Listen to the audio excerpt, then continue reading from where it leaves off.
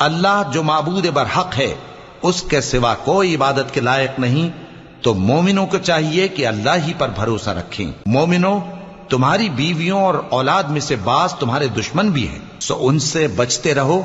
और अगर मुआफ कर दो और दरगुजर करो और बख्श दो तो अल्लाह भी बख्शने वाला है, मेहरबान है। तुम्हारा माल और तुम्हारी औलाद तो आजमाइश है और अल्लाह के यहां बड़ा अजर है। सो जहां तक हो सके अल्लाह से डरो और उसके अहकाम को सुनो और उसके फरमाबरदार रहो और उसकी राह में खर्च करो, ये तुम्हारे हक में बेहतर है। जो शख्स तबीयत के बुख्ल से बचाया गया तो ऐसे ही लोग राह पाने वाले हैं। अगर तुम अल्लाह को नेक नियति से कर्ज दोगे तो वो तुमको उसका कई गुना देगा और तुम्हारे गुनाह भी मुआफ कर देगा।